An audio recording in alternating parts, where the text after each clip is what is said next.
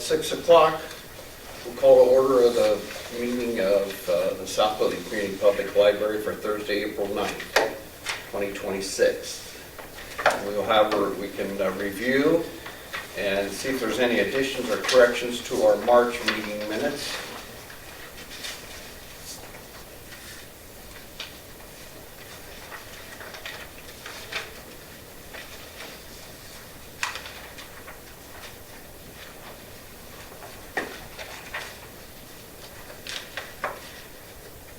Anyone have any additions or corrections? If not, do we have a motion to accept the minutes of our March 12th, 2026 meeting? Make a motion to accept the March 12th, 2026 meeting minutes. All right, and a second? I'll second. All right, Joe seconds. Motion and a second to approve our meeting minutes. All in favor with saying aye. Aye. Opposed? All right. We'll move on to the treasurer's report. So we are 1 quarter through the year. So what you see there is the financial report, operating fund, sitting at 1.66 million compared to 1.45 million this time last year. Gift fund, right in line where it was last year. Rainy days up from the transfer from last year, about 70 or 80,000 there. State tech grant funds down to 8,600 compared to 13,500 this time last year. And the rest of them there are basically just clearing accounts. 2.10 million compared to 1.82 million this time last year. Appropriation report, as I say every month, we want to see that far right column, the percent remaining. In this case, today, we're, as of end of March, above 75%. That'd be 1 quarter through the year. Personnel services, everything's right in line there, 2.4% above budget. Supplies also cleared 13.4%. Other services and charges it's kind of the category that gets hit the hardest there, but other professional services, legal and technologies, just under at 73.2%. It'll probably fall in line. We'll watch that category. Gas was even lower last month, but it's, as it's getting warmer, gas will normalize, but it's just 0.4% below budget, excuse me. Buildings and structures repairs sitting at 67.6%. So we'll continue to watch that throughout the year with repairs to the building and things like that. But for a grand total, we appropriated 7% above budget. And periodical capital outlays, periodicals and newspapers, mainly due to one-time dues. That one's below, it's at 66%, but grand total 12.7% above budget. And from a grand total of all accounts, 4.9% above budget.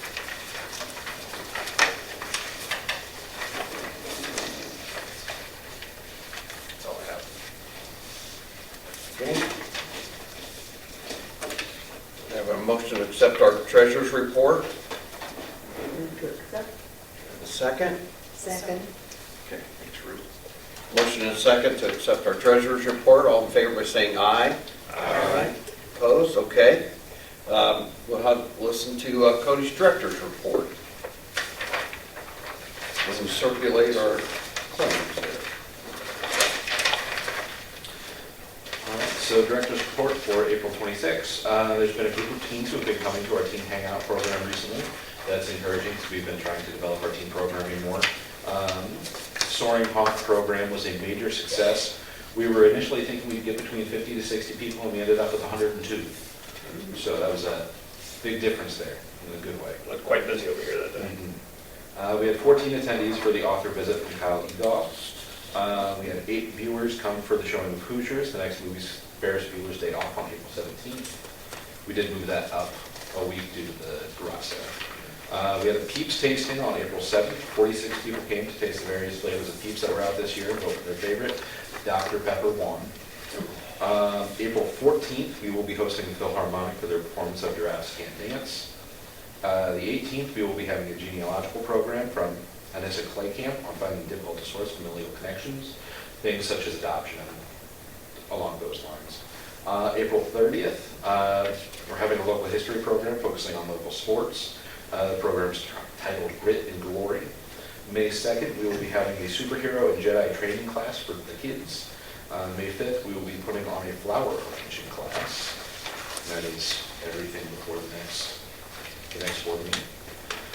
Staff and library development. Andrea and I attended the ILF Youth Conference, and we were able to attend some valuable sessions. We're going to be discussing some of those ideas and see what we can potentially implement there. The registration period for ILF Regional Conference in South Bend is open. If you are interested in attending, please let me know. It's on May 15th.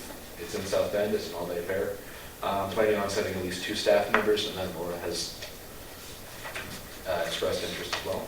Indiana State Library annual report has been completed. I'm just waiting for any other reported errors in the report to come out before submitting it. And that is due May 4th, so we do have time there. All the candidates for the County Council District 4 are planning to attend our candidate meet and greet on April 21st. One sheriff candidate, Jason Spencer, who I believe is he the current sheriff?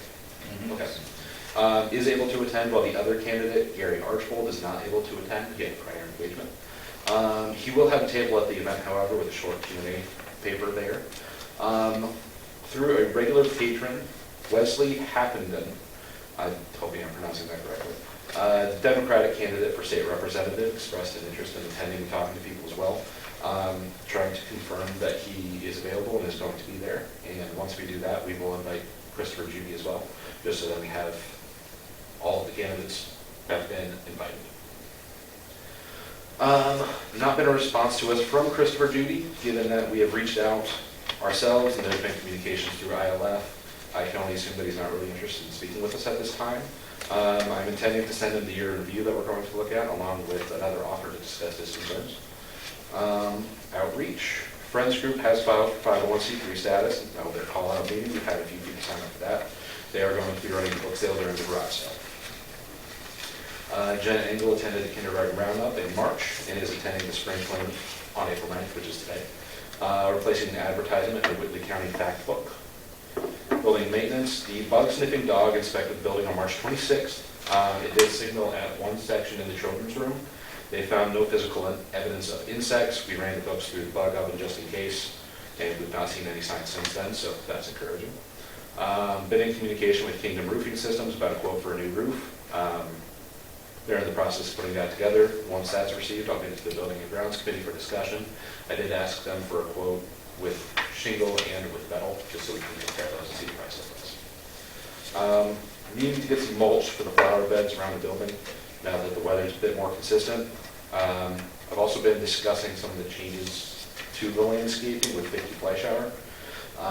Focused on fixing some of the damage that was caused over the winter and maybe simplifying some of the landscaping around the parking lot. A few patrons believe they smelled natural gas near the front entrance of the library.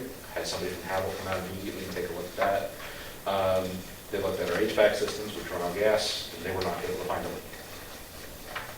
Technology, the auditorium projector has been replaced. The total replacement cost was $6,190. Kelsey Pressel, the man who ordered it and installed it, has done the work on it, suggested that we send the old projector back and see if we can get a replacement for it, just so that we have one on hand, just in case this one goes out, something happens with that one, that we just have another projector on hand.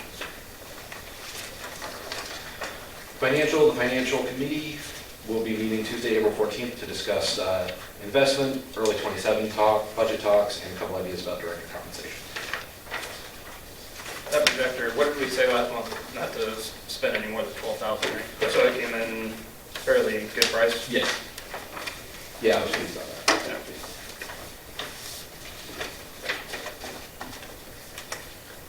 Okay. I have a Go ahead. question. Are you going to the financial committee meeting? The 14th, I was asking what time it is. 5. Yeah. Are you able to make that? Yeah.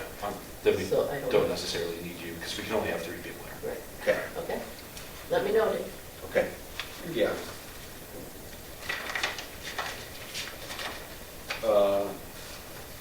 Yeah. It was going to be today, but the spring fling's going on, so that's where I was. Oh, okay.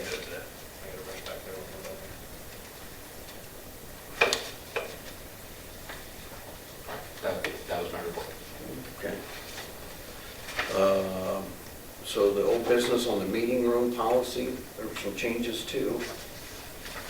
Yes. So on the front, where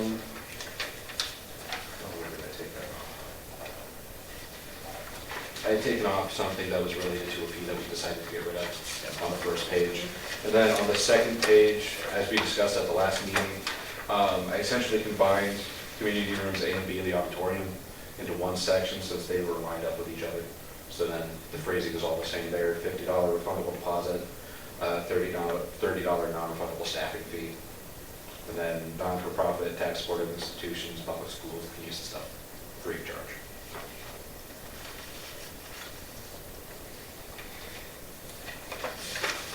So then we would just need a vote on whether or not we accept it.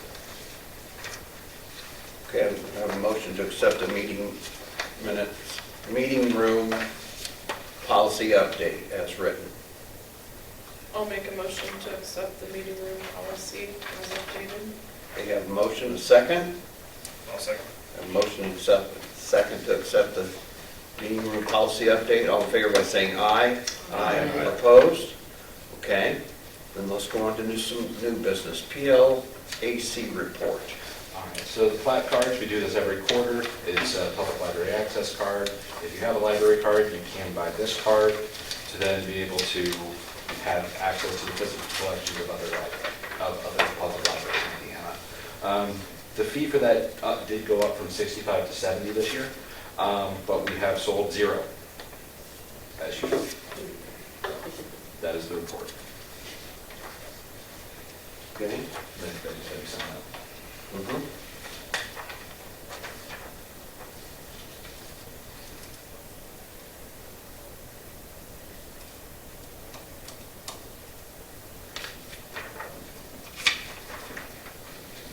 Very much. Take that to the state.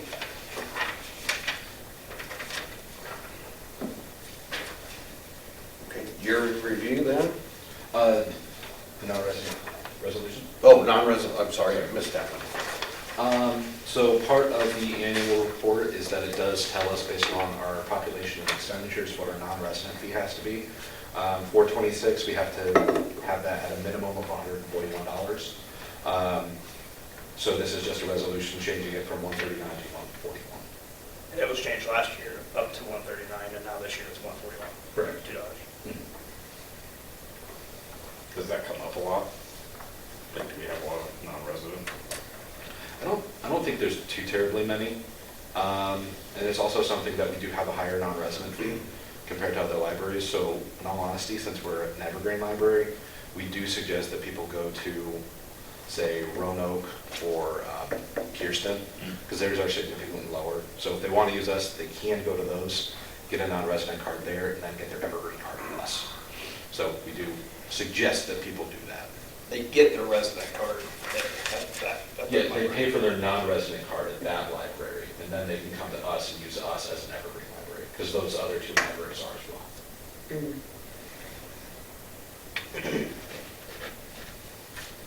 So then it's just. So why don't we just lower our fees? We have a state minimum. That's what that is. This is bringing it to the state minimum. And they're not on that state minimum? I'm not understanding. It's based off of your population and expenditures, Okay. I so. figured that, but Yeah. I wanted to hear you say it. So because we have slightly higher expenditures than the other libraries, even compared to population, ours is a little bit higher. Mhm.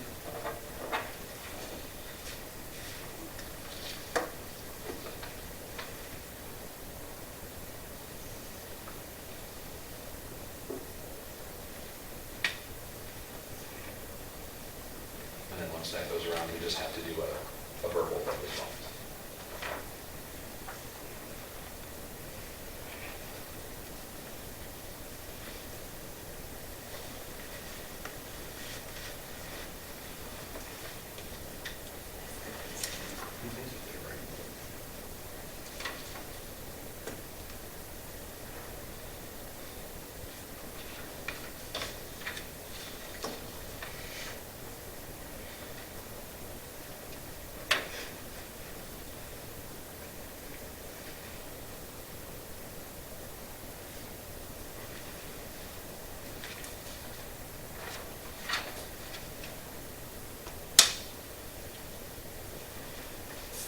And we were saying we needed to vote on this too? Yes.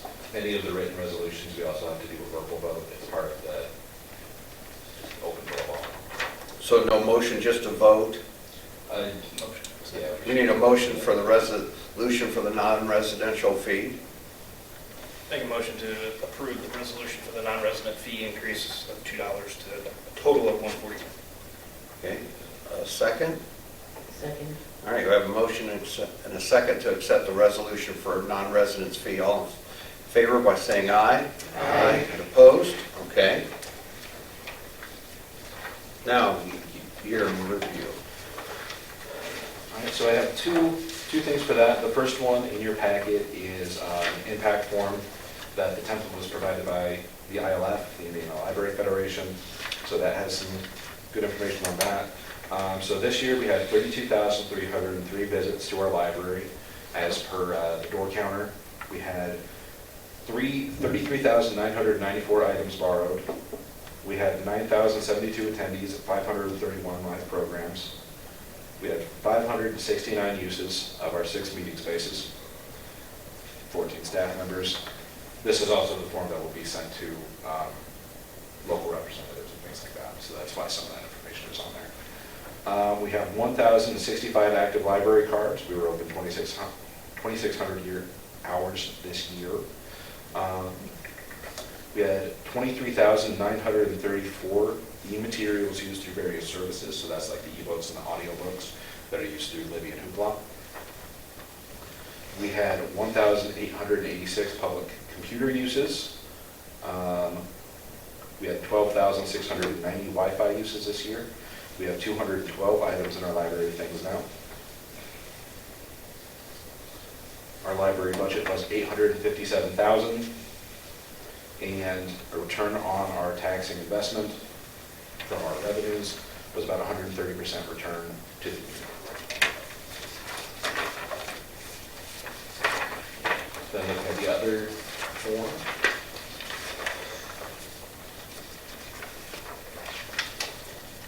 I had this as a PowerPoint presentation, but I forgot to get the computer set up, so at least everybody has a packet. In our programs, our 531 programs, children's, that was 246. Teen, we had 31. Adult, we had 164. And then general programs, we had 90. Attendance at those programs, the children's had 5,256 attendees. Teens had 535 throughout the year. Adult had 794, and then general is 2,487. That $857,000 budget, 803 of that was operating, and 53,600 was rainy day. Our total revenue was $1,024,093. Our total operating expenditures were $718,000.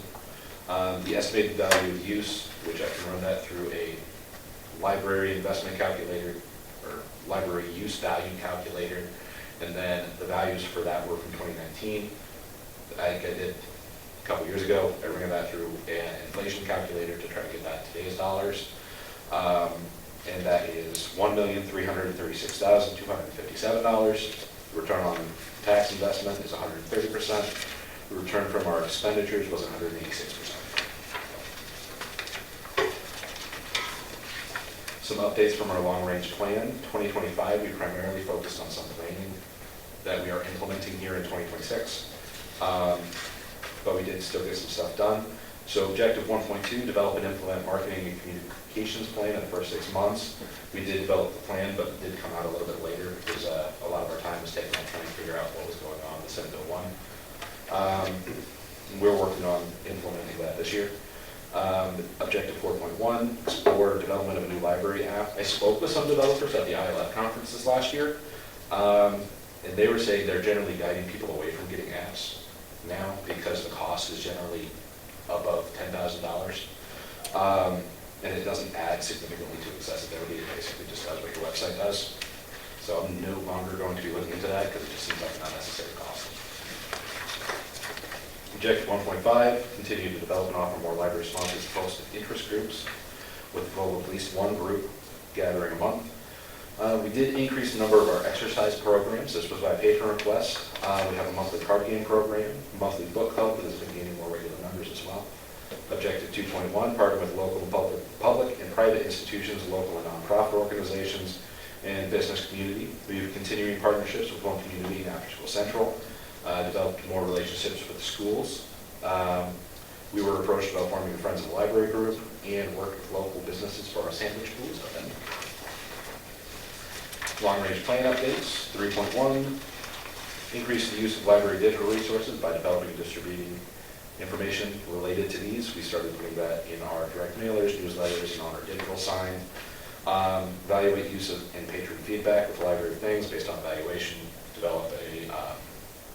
Potentially develop a makerspace.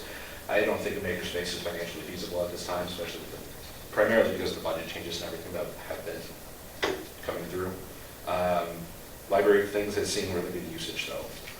I'm going to look closer at those numbers just to see what categories are excelling. And see composition what it is.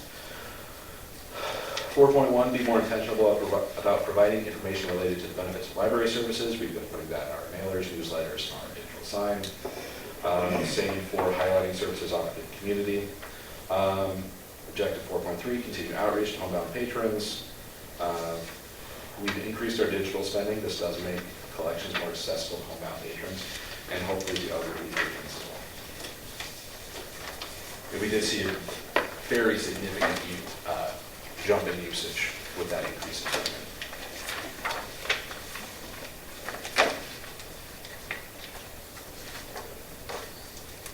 Okay.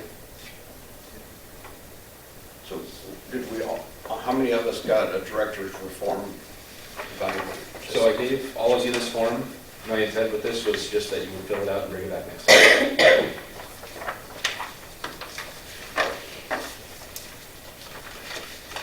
I heard you told you that, you going through the night. Well, that's fine. It I can take was, it was online.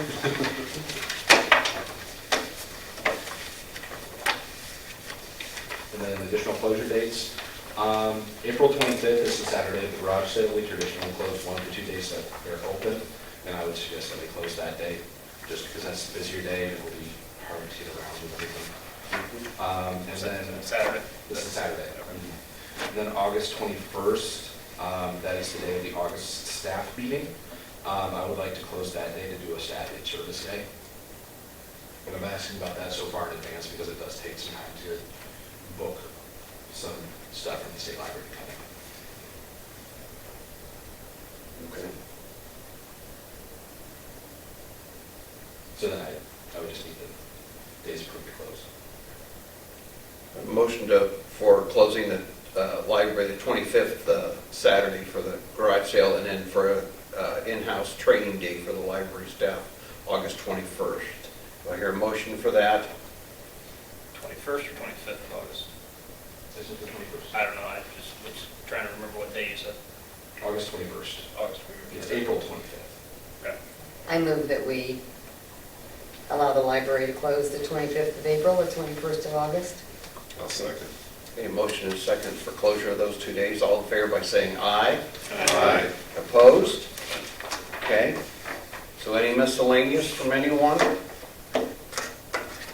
Public comment? Anything? All right, we will adjourn our meeting tonight. Thank you.